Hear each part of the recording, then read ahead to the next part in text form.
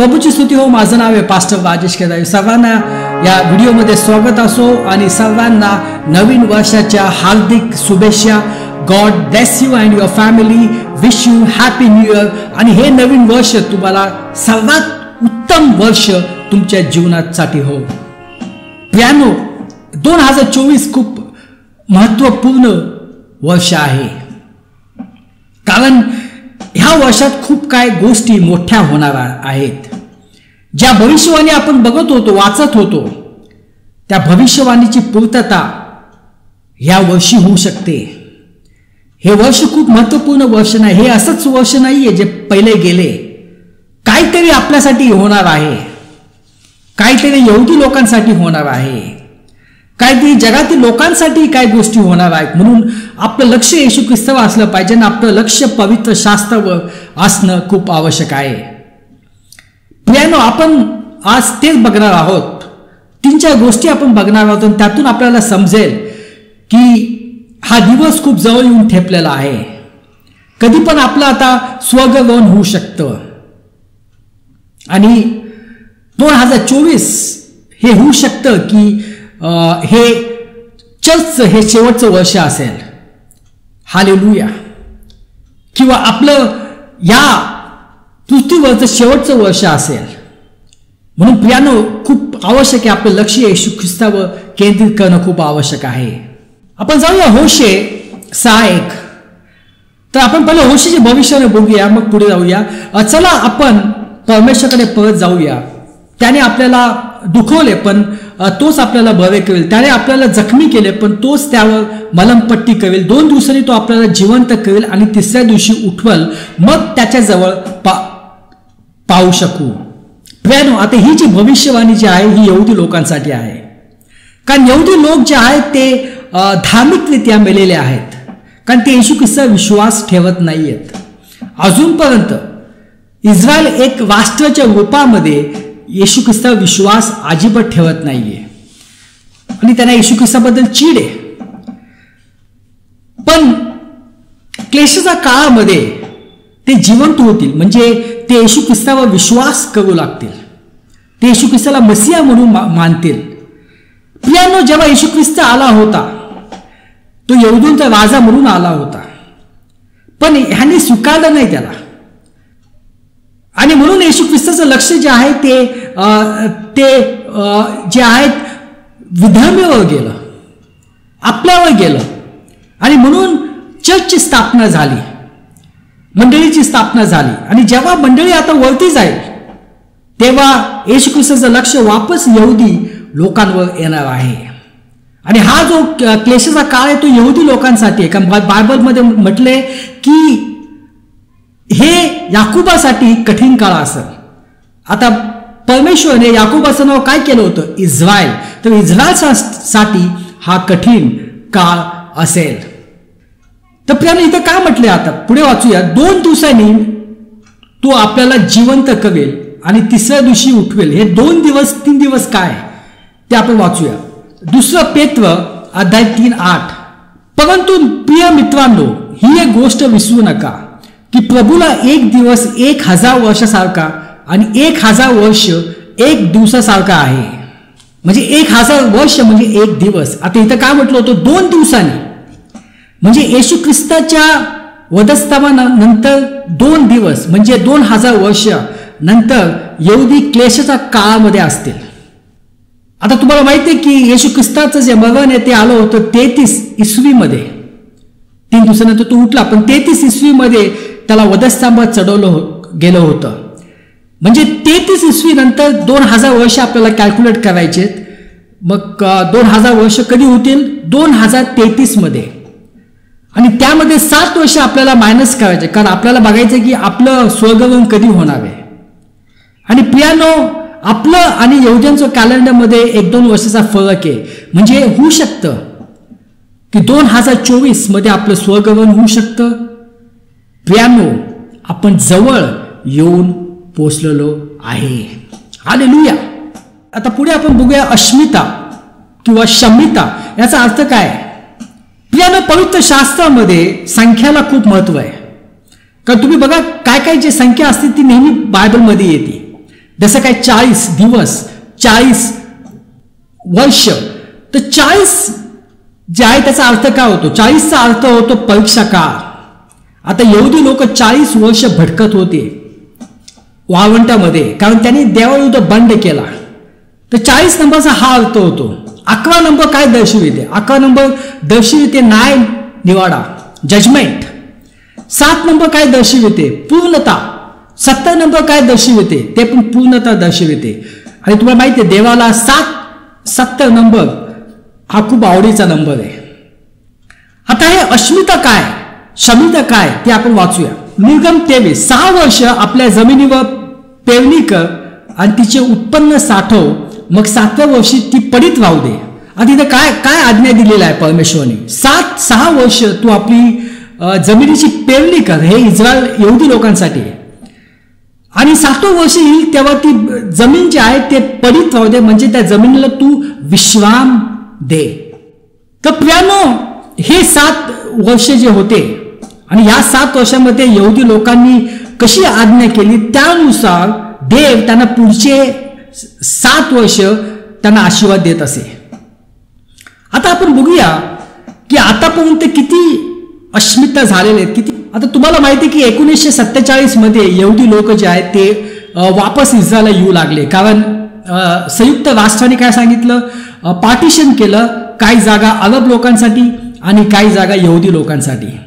1948 मध्ये इस्रायल राष्ट्राचं पूर्ण निर्माण झालं 14 मे 1948. आणि 1950 मध्ये जे आहे इस्रायल राष्ट्राची एक कॉन्स्टिट्यूंट असेंब्ली स्थापन झाली, ज्याला म्हणतात केनेसेट असेंब्ली. तर आता आपण 1953 पासून बघूया की किती जे आहेत अश्मिता झालेल्या आहेत किंवा शमिता, ते आपण बघूया.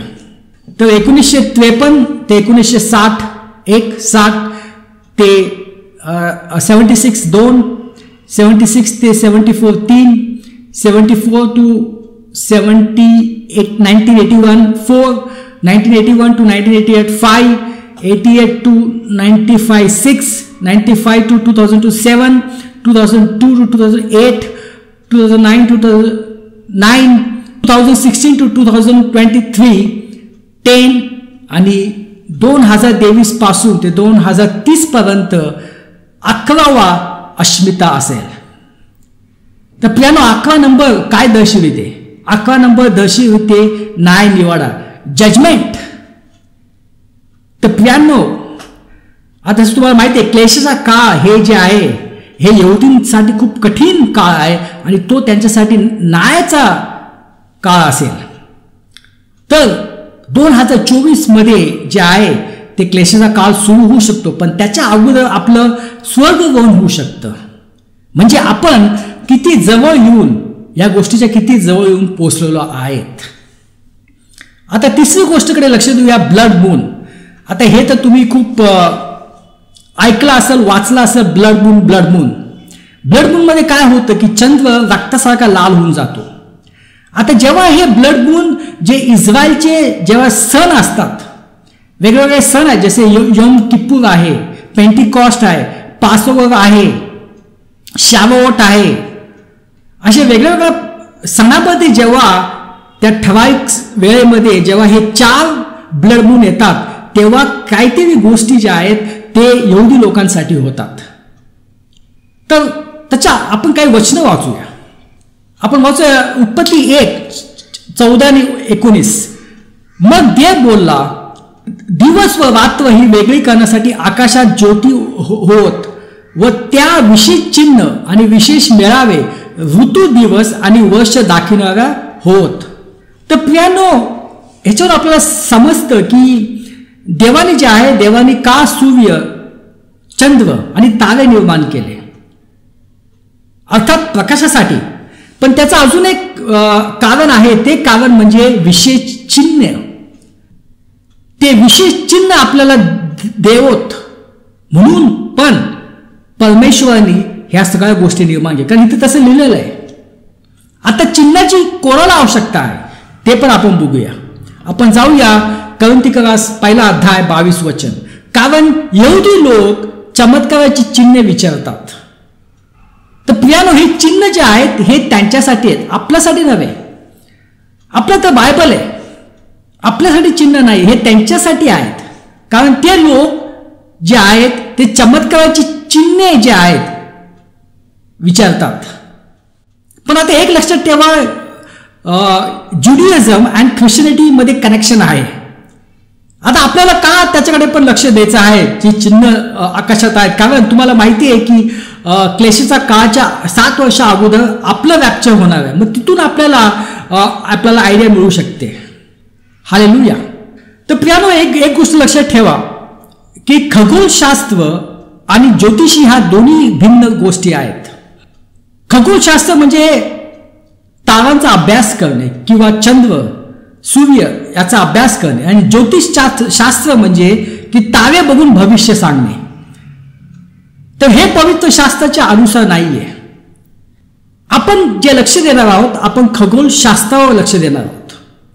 कारण हे चिन्ह आहेत परमेश्वराकडून. कोणासाठी? यहुदी लोकांसाठी.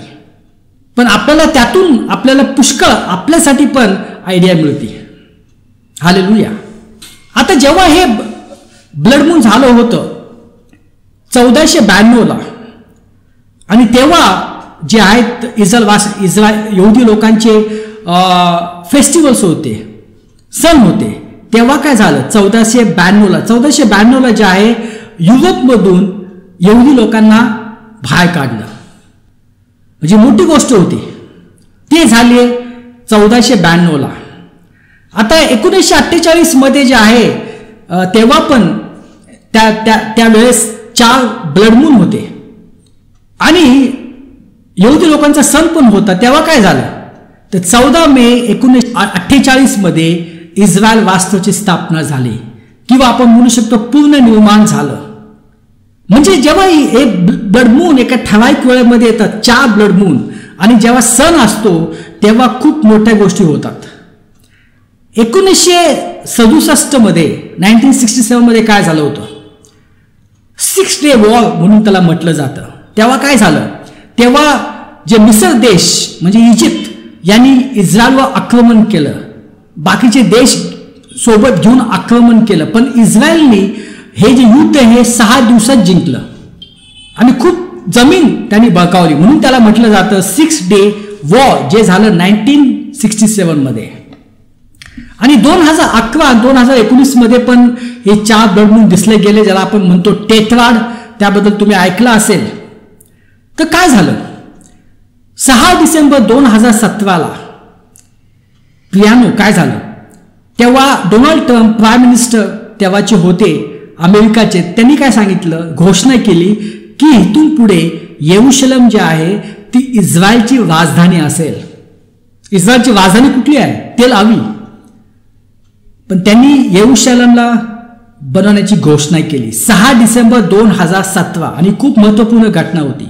आणि पुढच्या वर्षी 14 मे 2018 अमेरिकाची जी एम्बेसी आहे ती फिजिकली जी आहे ती जेरुसलेमला शिफ्ट झाली. हे तुम्ही तर वाचलं असेल. म्हणजे मे 14, 1948 इस्रायल राष्ट्राची स्थापना झाली. त्यानंतर एक्झॅक्ट 70 वर्षांनी येरुशलेम जे आहे ते इस्रायल राष्ट्राची राजधानी झाली. हालेलुया. ह्या गोष्टी झाल्या.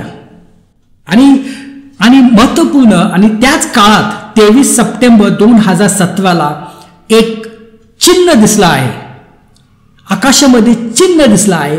त्याकडे पण आपण जाऊया. म्हणजे जेव्हा पण ब्लड मून होतं आणि जेव्हा इस्रायलचे जे आहेत तेव्हा सण असतात, तेव्हा काय ना काय गोष्टी यहुदींसाठी होत राहतात. नंतर आपण आता बघूया बेथलेहेम स्टार. आता बेथलेहेम स्टार हे जे नाव कोण दिलं, हे नाव कुठल्या बायबल टीचरनी किंवा बायबल स्कॉलरनी नाही दिलं. हे नाव दिलं आहे सायंटिस्ट लोकांनी, ॲस्ट्रॉनॉमिकल सायंटिस्टने. आता बेथलेहेम स्टार तारा म्हणजे कुठला तारा. आता ख्रिसमस जेव्हा येतो तेव्हा आपण हे तारे आपल्या घरात लावतो, बाहेर लावतो. आता हा जो तारा जो आहे हा येशू ख्रिस्ताचा जेव्हा जन्मला तेव्हा होता. म्हणजे 0 ईस्वीमध्ये हा तारा होता. हा तारा जो आहे हा प्रत्येक 2000 वर्षामध्ये येतो. तर त्याच्या अगोदर 2000 वर्षाच्या अगोदर, म्हणजे येशू ख्रिस्त येण्याच्या अगोदर 2000 वर्ष, तेव्हा कोण होतं? अब्राहम. तर तेव्हा काय घडलं यहुदी लोकांसाठी? अब्राहम यहुद्यांचा पिता बनला. आपण वाचूया उत्पत्ती 15:5. मग देवाने अब्राहमाला रात्रीचे आकाश दाखवण्यासाठी बाहेर नेले. देव म्हणाला, या आकाशातील ताऱ्यांकडे पहा, तुला मोजता येणार नाहीत इतके ते आहेत. हेतून पुढच्या काळात तुझी संततीही या ताऱ्या इतकी अगणित होईल. प्रियानो, आता इथं काय झालं? परमेश्वराने अब्राहमला बाहेर नेलं आणि म्हटलं, तू वरती बघ आणि जेवढे तारे आहेत तेवढी तुझी संतती होईल. आता तारे तर कोण काउंट नाही करू शकत, पण तेव्हा हा तारा जो आहे तो तिथं असेल. आता जेव्हा परमेश्वराने हे सांगितलं तेव्हा अब्राहमाकडे कुठलंही मूल नव्हतं. तो तर म्हातारा झाला होता, 90 वर्षाचा असेल, 80 वर्षाच्या आसपास असेल. पण परमेश्वर म्हटलं, जे आहे तुझी संतती या तारा इतकी अगणित होईल. तर प्रियानो, ही जी गोष्ट जी होती, ही गोष्ट कठीण गोष्ट होती, पण ती घडली. अब्राहम साराला आयझॅक झाला, नंतर आयझॅकाला जेकब झाला, आणि जेकबाचं नाव, याकूबाचं नाव जे आहे परमेश्वरने काय काय दिलं? इस्रायल. म्हणजे यहुदी लोक कोणापासून आले? अब्राहमापासून आले. म्हणून यहुदी लोक अब्राहमला काय म्हणतात? यहुदांचा पिता. त्याला खूप मान देतात. तर म्हणजे जेव्हा 2000 वर्ष अगोदर, जेव्हा हा म्हणजे येशू ख्रिस्ताच्या जन्मा अगोदर जेव्हा हा तारा दिसला, तर ही गोष्ट यहुदी लोकांसाठी झाली. आणि जेव्हा नंतर तो दिसला तेव्हा येशू ख्रिस्ताचा जन्म झाला. आणि जे मागे लोक होते त्यांनी हेरोदला काय विचारलं? त्यांनी विचारले, यहुदांच्या नुकताच जन्मलेला राजा कुठे आहे? बघा, म्हणजे जेव्हा हा तारा येतो, काय ना काही गोष्टी यहुदी लोकांसाठी होतात. आता हा जो तारा जो आहे तो नंतर दिसला. कधी? 23 सप्टेंबर 2015ला. तुम्ही गुगल करून बघा, व्हिडिओज पहा, काय झालं 23 सप्टेंबर 2015ला. हाच तारा दिसला. आणि सायंटिस्ट जे आहेत, नासा सायंटिस्ट, ॲस्ट्रॉनॉमिकल सायंटिस्ट, त्यांनी सांगितलं याला नाव दिलं बेथलेहम स्टार, कारण हाच तारा जो होता जेव्हा येशू ख्रिस्ताचा जन्म झाला होता तेव्हा हा तारा होता. हालेलुया. तर 23 सप्टेंबर 2015ला हा दिसला. तर प्रियानो, जेव्हा हा तारा दिसतो आणि त्याच्यामध्ये जे आहेत 2 वर्षाचा काहीतरी दोघांमध्ये संबंध आहेत. म्हणजे मला माहित नाही की 2 वर्ष हा तारा आकाशात असतो, पण काहीतरी 2 वर्षामध्ये होतं. आता जेव्हा हा तारा दिसला, आता मागे लोक जे होते ते पर्शियामधून आले होते. काही बॅबिलॉन, एक बॅबिलॉनचा होता, एक इंडियामधून होता. आणि त्यांनी जे आहे लांब मोठा प्रवास करून येरुशलेमला गेले. पहिले त्यांनी हेरोदला भेटले. आता हेरोद तेव्हा यहुदांचा राजा होता आणि त्यांनी सांगितलं, यहुदांचा राजा कुठे जन्मला? आता तो तर आतून तर खूप चिडला असेल, मी तर राजा आहे आणि तुम्ही म्हणतात यहुदांचा राजा जन्मलेला आहे. पण त्यांनी जे आहे त्यांनी सर्व त्यांच्याकडून माहिती घेतली आणि त्यांना सांगितलं, तुम्ही जा, भेटा आणि मला वापस येऊन सर्व काही सांगा. आणि काय झालं की ते वापस गेले नाही, कारण देवाने त्यांना सांगितलं, त्यांना स्वप्नात सांगितलं, वापस जाऊ नका, तुम्ही दुसऱ्या वाटेने वापस जा. आता आपण वाचूया. तेव्हा ज्ञानी लोकांनी आपल्याला फसवले हे पाहून हेरोद अतिशय रागावला. त्याने ज्ञानी लोकांकडून त्या बालकाच्या जन्माची वेळ नीट समजून घेतली. त्यानुसार बालक जन्माला आता 2 वर्षे उलटली होती. म्हणून त्याने माणसे पाठवून बेथलेहम व त्याच्या आसपासच्या प्रदेशातील 2 वर्षाच्या व त्याहून कमी वयाच्या मुलांची कत्तल करण्याची आज्ञा दिली. प्रियानो, पुष्कळ ख्रिस्ती लोकांना वाटतं की हे जे मागे लोक जे आहेत, हे तारा बघितलं ते लगेच आले आणि लगेच त्यांनी येशू ख्रिस्ताला भेटले. योसेफ आणि मरियाला भेटले. काय जण म्हणतात की 13 दिवस लागले. पण प्रियांनो, बायबलच्या अनुसार असे नव्हे. आता इथं हेरोदने सगळं कॅल्क्युलेशन केलं होतं. कधी यांनी तारा बघितला, कधी येरुशलेममध्ये आले, कधी ते बेथलेहमला पोहोचतील, आणि त्यांनी 5-6 महिने वाट पाहिली असेल. म्हणजे अंदाजे आपण म्हणू शकतो की त्यांना 1.5 वर्षापेक्षा जास्त वर्ष लागले येशूकडे पोहोचण्यासाठी. हे लक्षात ठेवा तुम्ही. आणि म्हणून इथे हेरोदने काय आज्ञा दिली की 2 वर्ष आणि त्याच्यापेक्षा कमी जेवढे बाळ आहेत त्यांची कत्तल करा.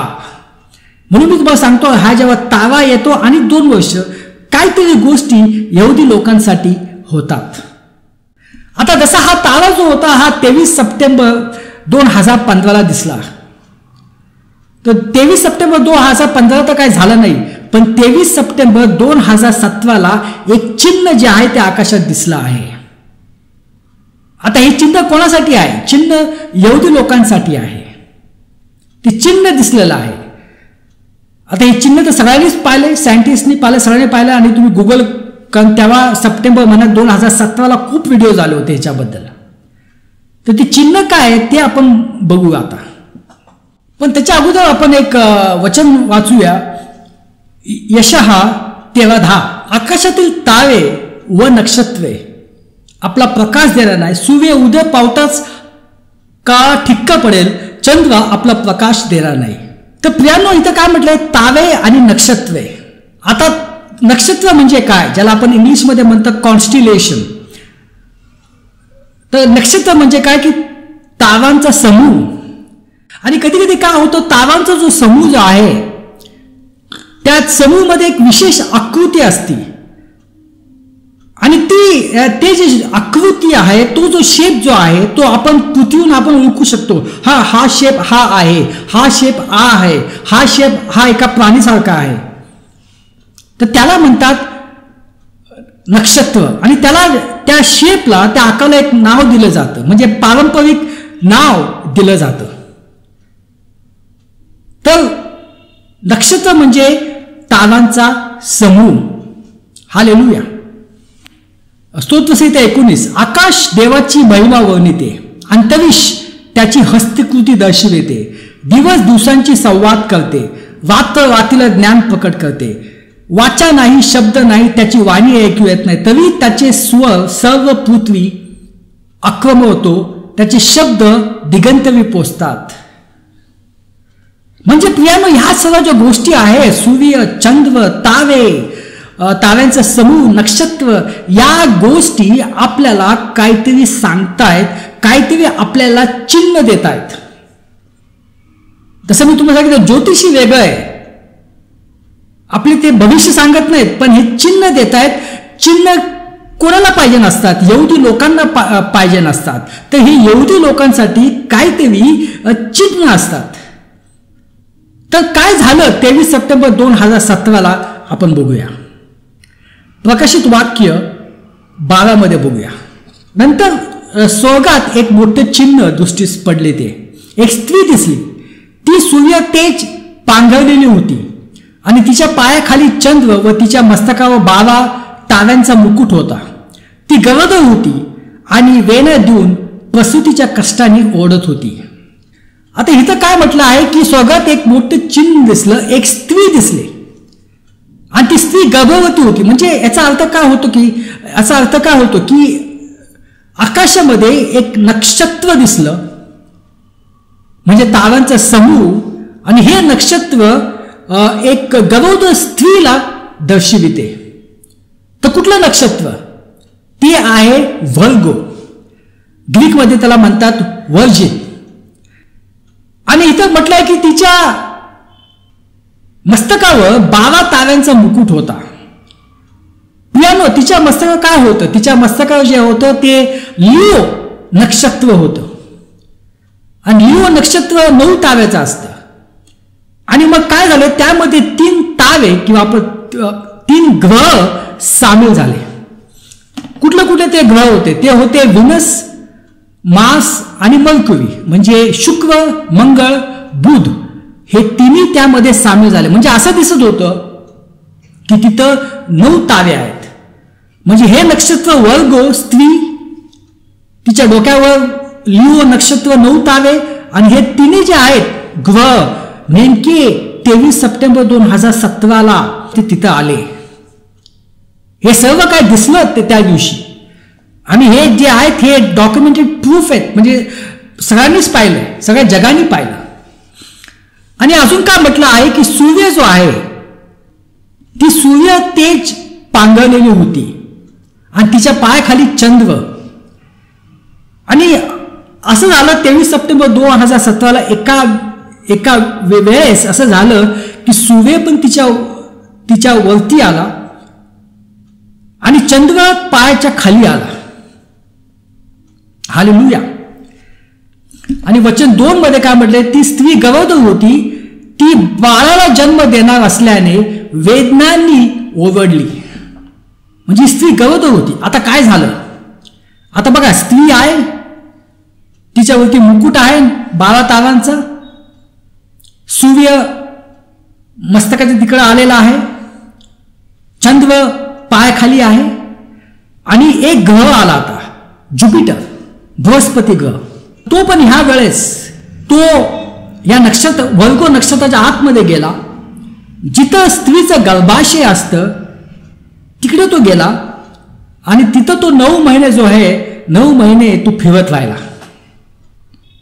म्हणजे हा जो ज्युपिटर जो आला ते हे बाळ दर्शविते, कारण बाळ 9 महिने आईच्या पोटात असतं.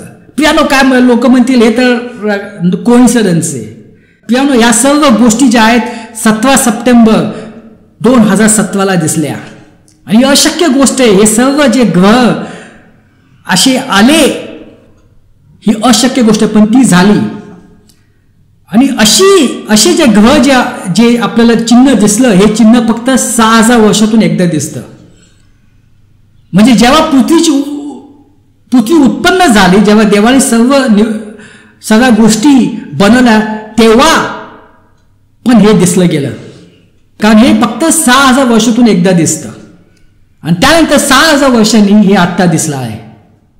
जे चिन्ह दिलं होतं त्याची पूर्णता झाली आहे की नाही. प्रियानो, त्याची पूर्णता कधी झाली? 2023 मध्ये 23 सप्टेंबर 2023 याची संपूर्ण पूर्णता झाली आणि ती तुम्ही ऐकली असेल, बघितली असेल. आता काय झालं? आता हे झालं की एक धूमकेतू आला आणि तो धूमकेतू जो आहे हे जी स्त्री होती तिच्या गर्भाशयाच्या वर आला. आणि ह्या धूमकेतूचं नाव काय आहे? या धूमकेतूचं नाव आहे चाइल्ड. मराठीमध्ये आपण बाळ म्हणतो, पण त्याचं नाव आहे चाइल्ड. आता हे जे नाव जे आहे कोणी दिलं गेलं? ह्या धूमकेतू जे आहे चाइल्ड ते 1920 मध्ये नाव दिलं गेलं. एका स्त्रीने दिलं, तिने आकाशात पाहिलं, हा धूमकेतू बघितला आणि तिने हे नाव देऊन ठेवलं. पण हा धूमकेतू बरोबर 23 सप्टेंबर 2023 जिथं या स्त्रीचं गर्भाशय तिथं तो आला आणि तिथं तो फिरत राहिला. आणि त्याचं नाव पण काय होतं? बाळ. तर प्रियानो, 23 सप्टेंबर 2023 या चिन्हाचं पूर्णता झालेली आहे. का जसं पवित्र शास्त्रामध्ये म्हटलं आहे तसंच ते झालं. आता तेव्हा बायबल थोडंसं वाटलं की जो ज्युपिटर जो आला होता या स्त्रीच्या गर्भाशयावर, तो जो बाळ आहे ते दर्शविते. पण आता मागच्या वर्षीच जे आहे धूमकेतू आला, त्याचं नाव चाइल्ड. तो त्या स्त्रीच्या गर्भाशयावर आला. हालेलुया. म्हणजे तो धूमकेतू ते बाळ दर्शविते. आणि अर्थात आता जे आहे आता तसा जो आकार झाला होता 23 सप्टेंबर 2017 तसा तो आकार नाहीये. लिओ नक्षत्र आहे, त्याच्या खाली वर्गो नक्षत्र आहे, पण बाकीचे ग्रह नाही आहेत. पण हे जे धूमकेतू जो आहे तो बराबर जिथं गर्भाशय होतं तिथं तो गेला. त्याच्याच आसपास यहोशवा म्हणून एक धूमकेतू आला, म्हणजे जीसस. अजून एक धूमकेतू आला युनायटेड नेशन, अजून एक आला युक्रेन, अजून एक आला इस्रायल. आता हे नावं जे आहेत ते कोण बायबल स्कॉलर देत नाही, हे सायंटिस्ट लोकच देतात. पण चमत्कारिकरित्या ते हे नाव देतात आणि हे बायबलच्या अनुसार घडत होतं. कारण बघा 1920 त्या स्त्रीने ह्या धूमकेतूचं नाव चाइल्ड ठेवलं गेलं. आणि हा जो धूमकेतू जो आहे फिरत फिरत फिरत फिरत हा 23 सप्टेंबर 2023 या स्त्रीच्या गर्भाशयात तिथं तो आला. प्रियानो, या सर्व गोष्टी ज्या आहेत याहून आपल्याला समजतं की शेवटचा काळ जवळ आलेला आहे. कधी पण काय पण होऊ शकतं. आणि जेव्हा 23 सप्टेंबर 2017 जेव्हा हे चिन्ह दिसलं, तर तुम्हाला माहिती आहे की त्याच वर्षी 6 डिसेंबर 2017 जे आहेत, तसं मी तुम्हाला सांगितलं की डोनाल्ड ट्रम्पने घोषणा केली की येरुशलेम इस्रायलची राजधानी असेल. हे कधीच झालं नाही. आणि मग पुढच्या वर्षी एम्बॅसी जी आहे ती फिजिकली शिफ्ट झाली येरुशलेममध्ये. म्हणजे एक्झॅक्ट 70 वर्ष इस्रायलच्या स्थापनेनंतर. तर प्रियानो, जे चिन्ह असतात ते चिन्ह यहुदी लोकांसाठी काय ना काही त्यांच्यासाठी होतात. पण त्यातून आपल्याला कल्पना मिळते, कारण क्लेशाच्या काळाच्या अगोदर रॅप्चर होणार आहे आणि क्लेशाचा काळ 7 वर्षाचा आहे. हालेलुया. तो प्रियानो, कधी पण आता 2024 खूप महत्त्वपूर्ण वर्ष आहे आणि त्यातल्या त्या सप्टेंबर महिन्याकडे तुम्ही जास्त लक्ष द्या. तिथं काय गोष्टी होऊ शकतात या वर्षी. हालेलुया. आपण प्रार्थना करू. पिता परमेश्वर, धन्यवाद देतो या वेळेसाठी. ही सर्व प्रार्थना येशू ख्रिस्ताच्या नावाने करतो. आमेन.